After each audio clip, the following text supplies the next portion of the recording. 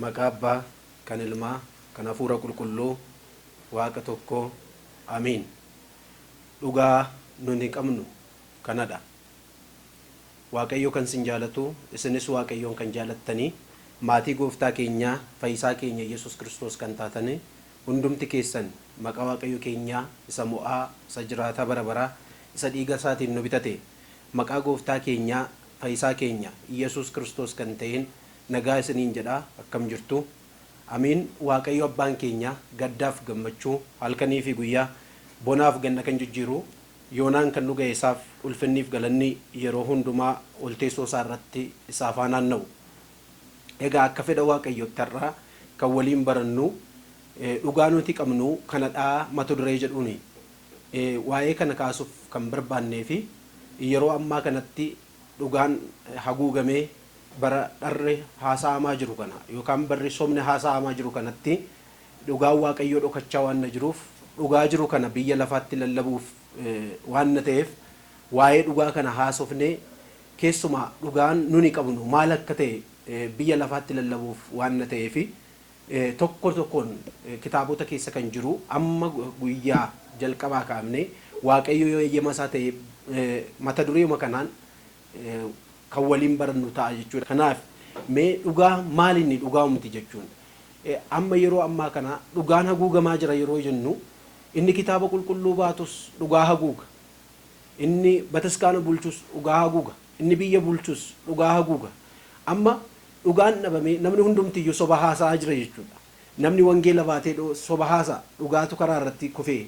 Kanaaf qulqullichi raajichi raajii Isaayyaas boqonnaa 59 lakkoofsa 14 irratti fayyinni fagaatee dhaabbateera, dhugaan immoo karaa irratti kufeera akka jedhe. Fayyinni fagaatee dhaabbatee jira, namni fayyina isaa dhabee, fayyinni namatti mul'achuu dhabee, fayyinni nama dhufuu dhabamee, fayyinni fagoo dhaabbatee jira, dhugaan immoo karaa irratti kufee jira, namni kaasuu dhabamee jedhee kan inni dubbate. Kanaaf egaa dhugaa hawwaalamee jiru kana, dhugaa haguugamee jiru kana biyyi lafaa kun beekuu yookaan baruu waan qabuuf maaliif namni hundumti hiriyaa isaa irratti illee bara inni soba haasa'aa jiru dhugaa jalaa haguugaa bara jiru keessa jirra, bara nuni keessa jiru keessatti raajichi Ermiyaas boqonnaa 9 lakkoofsa 5 irratti namni hiriyaa isaa irratti illee soba haasa'aa dhugaa jalaa haguugeetii jedheera.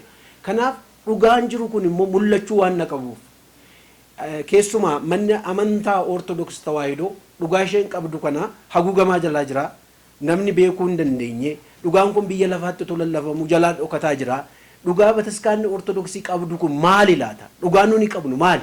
Inni nu waltajjiirra dhaabbannee lallabnu dhugaan jechuun ilma Waaqayyoo baannee dhugaa isaa kan lallabnu garuu namoonni baay'ee waan baay'eetiin waa'ee bataskaana kana haguugaa jiranii fi dhugaa bataskaanni kun qabdu mul'isuudha kaayyoon barumsa kanaa. Fakkeenyaaf namoonni baay'ee dhugaan hawwaalla jedhanii too eeganii garuu dhugaan hawwaalamuyyuu citteen baddu, dhugaan jirtu dhokattee naftu. Maaliif kamiyyuu taatee dhugaan hin qallatti malee gonkumaatii hin baddu. Kanaaf dhugaa jiru kana immoo biyya lafaatti lallabna. Maa inni dhugaa nuni qabnu yoo jenne yeroo baay'ee bataskaana Ortodoksii Tawaahidoo gaafa nuni gara waaqeffannaatti deemnu bataskaanni keenya seera mataasee qabdi, uffannaa addaa qabdi. Manuma keenyaarree qabnee gaafa manaa baanuu qabneeti bataskaana kanarratti waan baay'ee kan haasa'amaa jiru. Fakkeenyaaf gaafa nuni naxalaa uffannee naxalaa addeeffannee baanu namoonni baay'ee yeroo isaan nu ceephaan hin argina. Maalinni maal jechuudha, maal wayyaa akkasitti of xaxxanii deemtu jedhanii namoonni nutti qoosan jiru. Garuu bataskaanni Ortodoksii kitaaba qulqulluu irraa kan jiruuti mata duree godhattee barsiifti malee callistee miti kan ijoollee ishee ajajju. Mee maal inni dhugaa nuni qabnu gaafa manaa baanu naxalaa uffachuun keenya dogoggoradha moo dogoggora miti? Kitaabni qulqulluu maal jedha laata kanarratti? Gaafuma manaa baanu naxalaa uffannee manaa bahuun keenya kitaaba qulqulluu irratti kan barreeffamee jirudha. Akkas jedha Wangeela Maarqos boqonnaa 14 lakkoofsa 51 irratti gooftaan keenya fayyisaan keenya Yesus Kiristoos bara foonii keessatti waamicha maqaa isaatiif ulfinni haa ta'u malee duuka bu'oonni isaa wajjin deeman irree kafanni isaan uffataa jiran naxalaa akka ta'e kitaabni qulqulluu nutti hima. Akkas jedha dargaggeessi naxalaa uffatee tokko isa hordofa ture naxalaa isaa irree gatee baqatee jedha.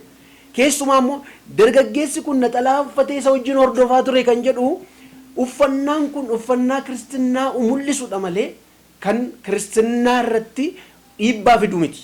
Kanaaf namoonni tokko tokko ilaalcha bataskaanni ortodoks tawaahidoo raawwattu ceepha'uuf jecha dhugaa haguuguuf jecha naxalaa uffachuun sirrii miti jedhu kun gonkumaayyuu sirrii miti. Maaliif yoo jettanii dhugaa nuti qabnu kitaaba qulqulluu keessaa isa kana. Kana qofaa miti. Dubartoonni keenya naxalaa uffatanii rifeensa mataa isaanii haguuguun isaanii seera bataskaanaa keenya qofa otoo hin ta'iin iyyuu aadaa biyyattiitis safuudha. Dubartiin qullaa deemuun sirrii miti. Akkuma aadaa keenyattis akkuma amantaa keenyattis dubartiin qullaa deemuun ishee sirrii miti. Kun immoo bartoota irraa kan baranne qulqullichi Phaawulos kan nu barsiise irraan kaanee bataskaanni ortodoksii kan isheen barsiiftu. Akkas jedha qulqullichi Phaawulos Qorontos isa tokkoffaa boqonnaa 14 lakkoofsa 34 irratti dubartiin waltajjii keessatti haa callistu hin dubbatiini. Waltajjii keessatti akka isheen dubbattu hin eeyyamamuu fi kanaaf dubartii waltajjii keessatti haa callistu seerri akka jedhutti akka isheen callistu malee akka isheen dubbattu hin barbaachisu jedhee edda kaa'ee booda hin barbaachisu jechuunsaa dubartii waltajjii keessatti haa callistu jedhe malee hin barsiisin jedhee yoo jedhanii obboloonni keenya si'ana haasa'an jiru. Eeyyee qulqullichi Phaawulos achirratti haa callisanii jechuun isaanii jechuunsaa gonkumaa hin barsiisinii jechuudha. Deebisee qulqullichi Phaawulos barataa isaa kan ta'e Ximooteyoosiif ergaa dabarse irratti isa tokkoffaa boqonnaa 2 lakkoofsa 8 irratti akkas jedha. Egaa warri dhiira ta'an harka isaanii kaasanii akka isaan Waaqayyoon kadhatan nan eeyyama. Dubartoon garuu waltajjii keessa dhaabbatanii akka isaan naa barsiisanii hin barbaadu. Maaliif yoo jettanii jalqaba kan dogoggorte Hewaanii malee Addaamii miti. Kanaaf Addaam inni dogoggorre Hewaan ishee dogoggorte haa barsiisu. Kanaaf kanaa booda waltajjii keessatti dubartiin akka barsiiftu hin barbaadu. Gonkumaayyuu hin barbaadu. Kana malee immoo gaafa isaan dhaqan qaama isaanii wayyaa adii ta'een haa haguugani yookaan kafana mi'aa hin taaneen haa haguugani.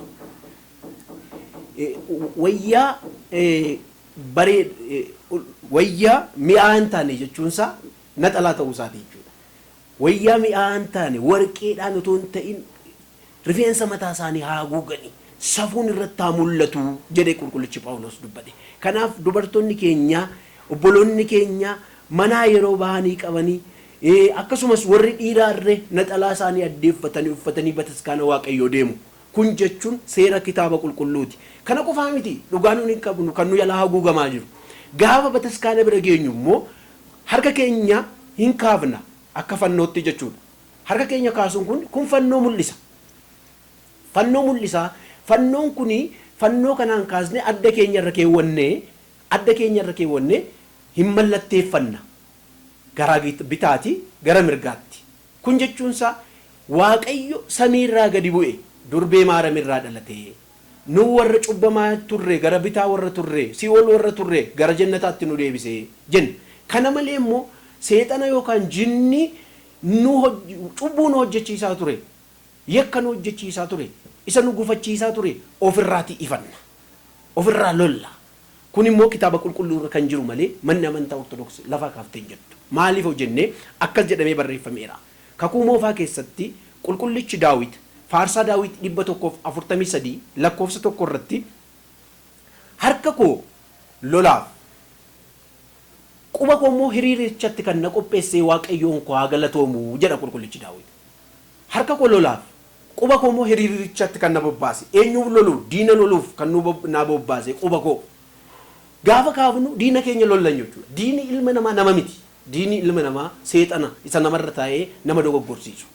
Kanaaf kitaaba qulqulluu irra jiru qulqullichi Daawit harka koo hiriirratti na bobbaase jedhee kan inni barsiise, kan inni dubbate, kan inni faarfate quba keenya kaasne nunis diina keenya mormine jechuudha. Kun kakuu moofaa keessa miti. Kakuu haaraa keessattis dabalatamee dubbatamee jira. Wangeela Luuqaas boqonnaa 11 lakkoofsa 20 irratti akkas jedha. Ani garuu quba Waaqayyootiin jinniin baasaa jedhe.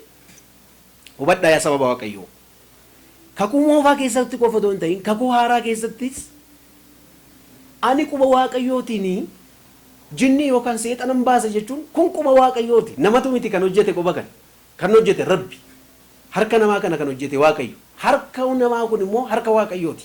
Hojii waaqayyooti. Harka waaqayyootiin jinni ofirraan baasaa, diina ofirraan fageessaa jechuudha. Kanaaf manni amantaa Ortodoksii tawaahidoo kana gochuu isheetti dhugaan nuti qabnu isa kana. Inni dhugaansa isa kana. Dhugaatu haguugamee namni keenyas wangeela qulqulluu wajjiniin hariiroon qabu, wangeela qulqulluu wajjiniin gaafachuus bataskaan maal jettee barsiisti? Maa inni barumsi akkasii jiraao kitaaba qulqulluu irra jira jedhamee gaafachuu uumatu dadhabaa jira. Kun immoo kana gochuu keenyatti nuti gonkumaatti ittiin leeyyuuf hin qaanuuf. Akkas jedha qulqullichi Phaawulos Ximootoos isa lammaffaa boqonnaa 1:12 irratti ani ittiin leeyya'u kana manee nan beeka jedha bakka. Ani ittiin leeyya'u kana manee nan beeka. Maali amantaa koo nan beeka akkas kiristiyaanni kan ta'u qabu. Isaan kan albeedhaan qalamanii qalamanii kattaa dhagaarra ciisanii bishaan dhabanii dheebotanii gogaa kallee uffatanii biyya lafarra naanna'anii ijaa qulqullina barbaacha yookaan mootummaa ishee barbaacha hunda dhiisanii qabeenya isaanii dhiisanii hunda dhiisanii waaqayyoon kan hordofaniyyuu edda dubbatu ta'e nuni immoo amantaa'uma qabnurra dhaabbanneeyyuu ittiin leeyya'u jechuun iyyuu kuniyyuu isa guddaati. Kiristiyaanni akkas jedhee deemuu qaba seera isaa keessatti. Kana qofaa mini dhugaan nuyi qabnu kan nu jalaa haguugamaa jiru. Dhugaan kun immoo kitaaba qulqulluu keessa jiraachuusaa namoonni tokko jaan beeknee fi kan isaan haasaa jiranii jarreen kanatti dhugaa keenya mul'isuudha. Kaayyoon nuni barumsa kana jalqabnes kaayyoon barumsa keenyaas. Egaa bataskaana keenya immoo qaama keenya mallatteeffanna bataskaana sana nagaa gaafanna. Maaliif bataskaanni nagaa gaafatama? Maalinni eeyyee jarana mana namaa yoo seenan callisanii seenanii namni safuu qaba. Mannis safuu qaba. Abbootiin keenya alaa quqqufa'aa deemu. Maaliif maatii yookaan wayirra jira ta'a. Abbaan manaa fi haati manaa yoo mana jiru ta'e alaa quqqufa'aa deemu. Warra naa jedhu maaliif callisanii mana namaan seenanii ho'attuu ta'anii malee. Mana namaatti iyyuu safuu kennatanii seenu. Edda seenanii kuffiyyaa isaanii ofirraa gadi buusanii nagaa namaa kennanii mana sana seenu. Ulfina laatanii. Handaaqqoo marree manatti yoo ariine handaaqqoon callisteen seentu gadi jettee seenti. Hojjaa ishee guddate otoo hin ta'in ulfinuma qabdii laata handaaqqoo kanarree jechuudha. Mee maaliif uumamarraa wayii baradhaa jedheera kitaabni qulqulluu. Uumamarraayyuu uumamni iyyuu wayii nu barsiisa jechuudha. Kanaaf mana namaa gaafa deemnu iyyuu callisnee seenu kophee ofirraa baafna yoo manni namicha qulqulluudha jennee mana namicha xureessina jennee jarri yoo seenaa maaloo safuu manni kun mana rabbiiti seenaa yoo nuun jedhan garuu hin seenna. Mana waaqayyoos akkasuma ulfina laanna. Gaafa dhaqnee nagaa gaafannu bataskaanittiidhaan akkas jenna. Akkam bultee yaa mana waaqayyoo fakkeenya samii Yerusaalemiin kan hojjetamte maaloo yaa waaqayyo rabbi nutti araarami taabota kee Mikaa'ilaaf jedhii taabota kee Gabreeliif jedhiiti taabota kee Maaramiif jedhiiti taabota bataskaana sana keessa jiru maqaa waamne fakkeenyaaf taabota Maaramii yoo ta'e akkam bultee yaa mana waaqayyoo ishee akka samiitti ijaarramte fakkeenya samiitiin kan ijaarramte maaloo yaa waaqayyo rabbi yaa uumaa isa taliila roobduu Maaramiif jedhiiti nutti araarami jenne seenna mana sana nagaa gaafanne kun seennee odoo hin seeniin immoo balbala isaa naannofnee dhunganna lafti isaarree nu nafu gadi jennee kun jechuun manicha waaqessina jechuu miti hin dogoggoriinaa gadi jechuun keenya lafti sun otoo beeknu lafa gadi jennee dhunganne odoo beeknu muka dhungatu odoo beeka dhagaa dhungatu nuun jedhu eeyyee beekna nuun dhagaa ta'uusaa beekna manni isaa nu nafu dhalli isaa nu nafu hundi isaa gadi jennee dhungannee safuu laannee mana waaqayyoo jaatee manni sun mana waaqayyooti. Maaliif yoo jettanii akkas jedhe seera bahuu boqonnaa 25 lakkoofsa 8 hanga 9 yoo dubbistanii akkan si wajjin buluuf mana konaa ijaaraa jedhe. Akkan si wajjin buluuf mana konaa ijaaraa jedhe. Waaqayyo lafti teessoosaa lafti dhaabbii miilla isaa samiin teessoosaa ta'ee jiru kan hundumarra guutee jiru garuu uniif jecha nu wajjin buluuf waan isa gubbaa akka nuni wawwaannu qofa otoo hin ta'in attuma siqnee akka nuni wawwaannu gurra isaa nutti butee akka nuni itti dubbannu ijaa barbaadeef akkan si wajjin bulu mana konaa ijaaraa jedhe. Manni ijaarame sun mana waaqayyooti. mana namaaf idda safuu laanna ta'e maal ta'a mana waaqayyootiif safuu dachaa yoo laanne kun gonkumaatii kan nu ceephaasisu miti. Bataskaan ortodoks tawaahidoo gajjilbeeffattee mana isaa akka dhungannu mana isaaf safuu laachuun keenya kitaaba qulqulluu irratti kan barreeffamedha. Mee tokko tokkoon kitaaba qulqulluu keessaatiif safuu bataskaanichaaf laachuun barreeffamee akka jiru moo ilaallu. Akkas jedha. Seera ba'uu boqonnaa 30 lakkoofsa 29 hanga 30tti deemtanii yoo dubbistanii sagalichi kun akkas jedha. Musee zayitii eebbifamaatiin bataskaanicha dibii. Gaafa bataskaanni hojjetamu bataskaana sana abbootiin paappaasonni yookaan immoo paappaasonni iddoo hin jirretti paappaasonni kan muudan yookaan aangoo paappaasiitiin kan ergamanii monoksoonni naanna'anii balbala isaa, karra isaa, maskootii isaa hunda isaa naannessanii zayitii eebbifamaatiin muka ejersaatiin godhanii dibu. Akka Musee Waaqayyoo ajajetti Musee zayitii eebbifamaa mana kan dibi naannessiiti. Meeshaa bataskaanichaa hunduma isaayyuu dibii. Meeshaa achi keessa jiru fooyi eenyuuf Waaqayyoof. Manni sun kan Waaqayyoo ta'a jechuudha. Foo'ameera jechuudha. Kan Waaqayyoof foo'ame immoo kan Waaqayyooti malee kan namaa miti. Maaliif kan Waaqayyooti hundumti isaa kan Waaqayyooti. Namatu hojjete garuu meeshaan sun kan Waaqayyoo ta'eera. Foo'ameera zayitii eebbifamaa ta'e. Maal ta'e seetanii raajii Daani'eel irratti Bilxaasoor mootiin jedhamu tokko abbaan isaa Naabukedonosor bataskaana Waaqayyoo keessaati meeshaa bataskaana Waaqayyoo keessaa fuudhee meeshaa bataskaana Waaqayyoo kanaan immoo itti fayyadameera. Guyyaa gaa'ila isaa, guyyaa gammachuu isaa, guyyaa cidha guddaa godhe irratti meeshaa bataskaanaa fuudhee ittiin wayinii ittiin dhuguu jalqabe. Gaafa inni dhugu garuu harki tokko samiirraa cittee dhuftee girgiddaa mana isaa irratti akkas jettee barreessite. Maanee teeqel faaris jetteeni. Maal jechuudha kun jechuun maanee jechuun hin salphattee Waaqayyo mootummaa kee argee. Waaqayyo mootummaa kee argee jechuudha. Teeqel jechuun maanee jechuun Waaqayyo mootummaa kee argee jechuudha. Teeqel jechuun immoo hin salphattee hin madaalamtee fuuldura Waaqayyootti salphantee argamtee maaliif meeshaa Waaqayyoo tuqxee. Faaris jechuun immoo mootummaa kee kana iddoo lamatti si jalaa saaqee gara biraatti kenne ijaa kana hojjette maaf meeshaa Waaqayyoo tuqxee. Meeshaa Waaqayyoo tuquunsaa isa adabsiise. Meeshaa sana garuu namatu hojjete. Waaqayyootiif foo'ama. Zayitii kanaan isaa boodaa jedhe meeshaa bataskaana kana zayitii eebbifamaatiin gaafa dibdanii meeshaan sunis manni sunis qulqulluu qulqullootaa ta'u. Hubadhaa irran deebi'a. Meeshaa sanas mana sanas qulqulluu qulqullootaa taasisaa zayitiin eebbifamaa kun. Namni dhufee meeshaa sana tuqe, namni dhufee karra sana tuqe immoo qulqulluu ta'aa jedhe yaa saba Waaqayyo laalaa. Egaa xuqneen qulqulloofna taanaan bataskaanichi kan dibame zayitii eebbifamaatiin xuqneen qulqulloofna taanaan maal ta'a yoo dhunganne?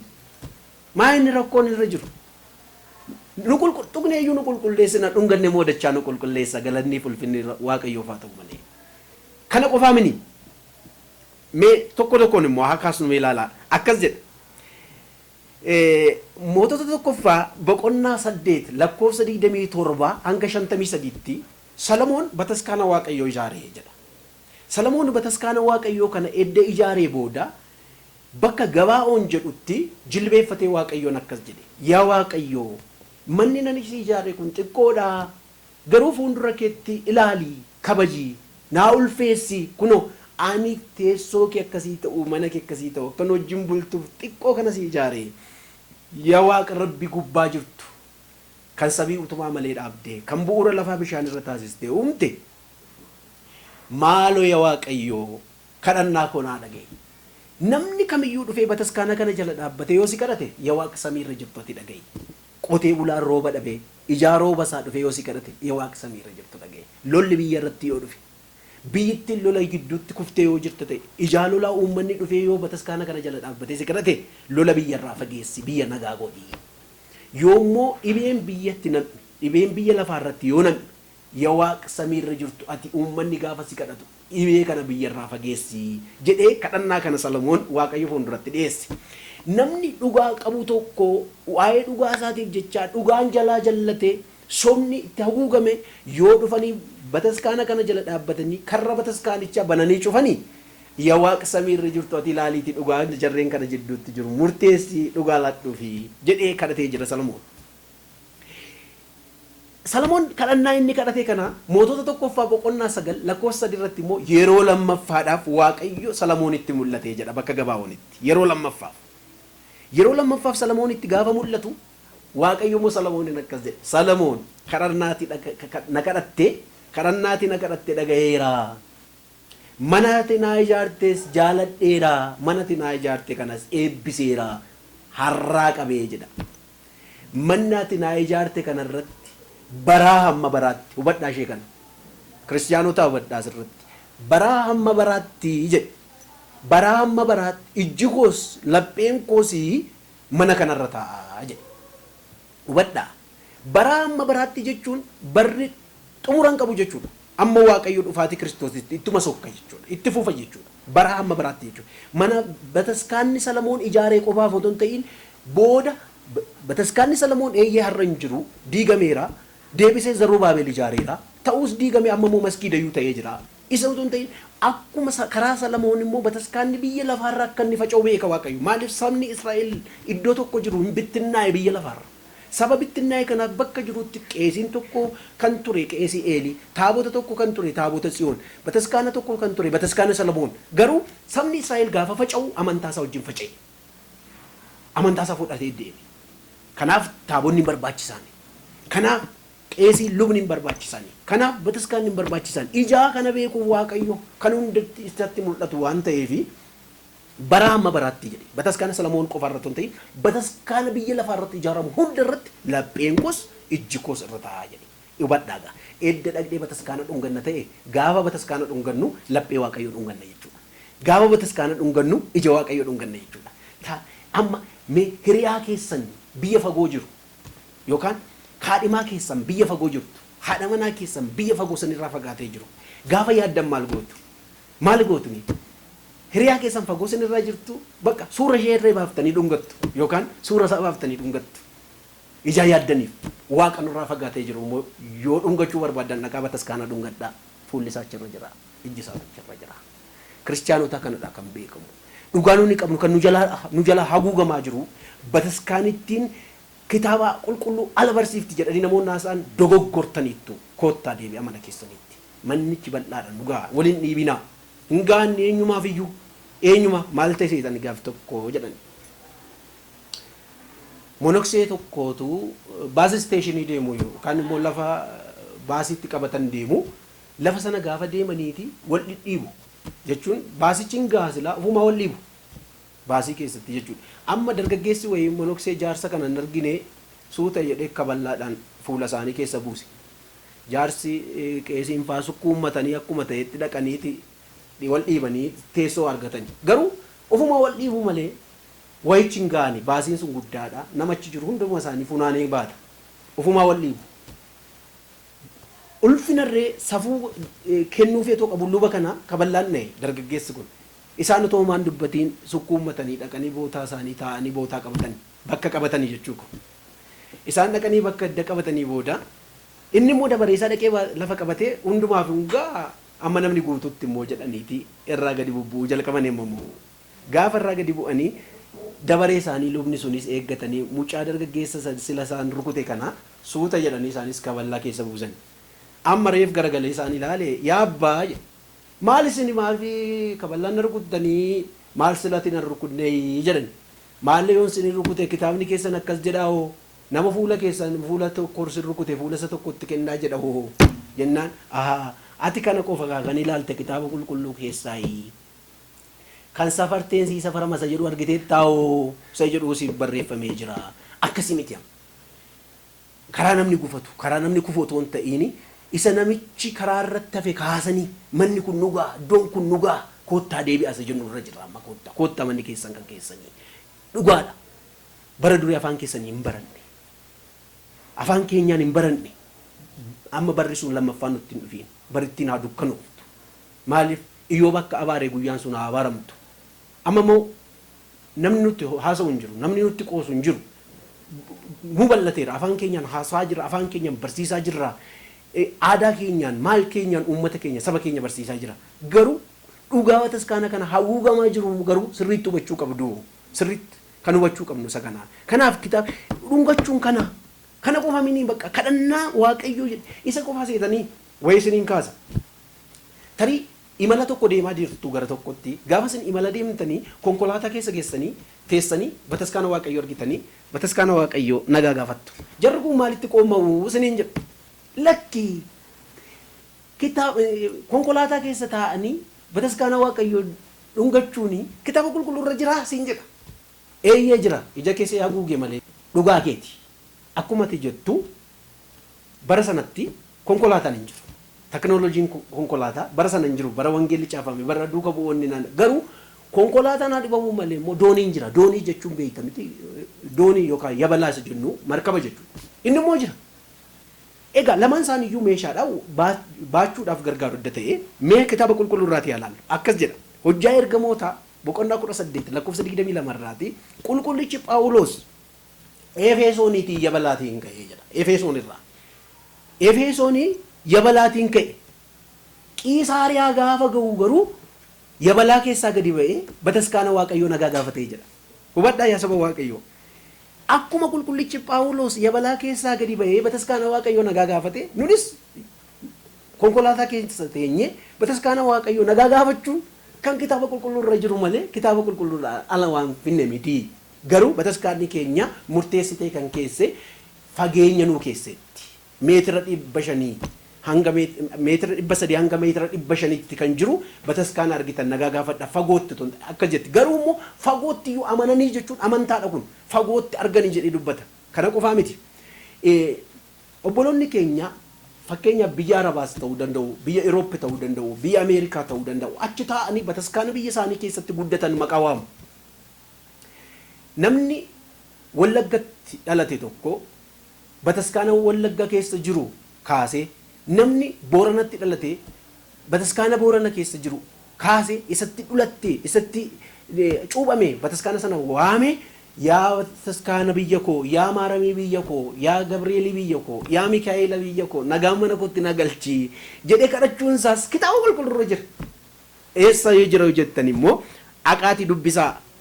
Raajii Daani'eel boqonnaa 6 lakkoofsa 10 irratti maal ta'e seetan. Salamoon akka waaqayyo kadhate yaa waaqayyo namni biyya namaa keessatti gurgurame yoo biyya namaa deeme biyya namaa garbummaan qabame yoo deeme biyya namaa keessa nu jiru yoo as garagalee bataskaana anis ijaare kana yoo ilaale yaa waaqa samiirra jirtu ati dhaga'i jedhe akka Salamoon kadhate Daani'eel gurgurame biyya Baabiloon gaafa deemu Baabiloon keessatti bataskaanni waaqayyoon jirtu. Baabiloon kan waaqeffamu waaqa miti. Kanaaf kalaqa sammuu isaanii kan bocan yaa waaqessanii fi maal godhe seetanii Daani'eel foddaasaa gara Yerusaalemitti saaqee jedha. Guyyaatti yeroo 3 kadhata ture. Foddaasaa gara Yerusaalemitti saaqee jechuun bataskaana Salamoontu jira Yerusaalem keessa. Garagalee bataskaana Salamoon. Yaa bataskaana Salamoon keessa kan jiru taabota Tsiyoon. Yaa bataskaana Salamoon keessatti kan waaqeffamtu yaa waaqayyo kadhannaa koo na dhaga'i jedhee waaqayyos kadhannaa isaa dhaga'ee afaan leencaa jalaa buuseera. Kanaaf fagoo dhaabbatanii kan wawwaatan fagoo dhaabbatanii kan dubbatan obboloonni keenya kun kana mul'isa. Dhugaan bataskaanichaa hedduutu jira. Har'aaf nu gahaa horaa bulaa deemana.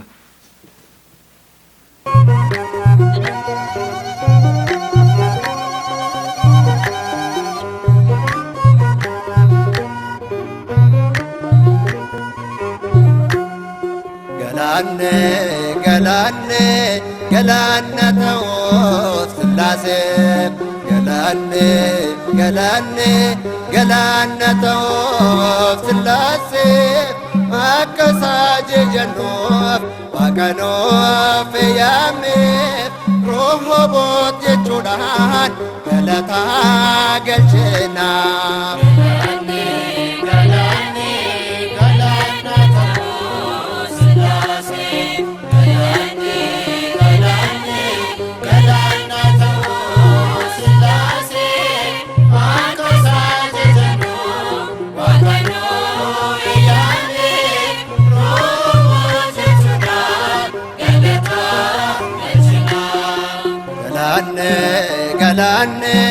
Galaanna ta'uuf sillaasee galanne galanna ta'oof sillaase bakka saaje jannoof waaqanoof eeyyameef roho boot jechuudhaan galataa galcheenaaf.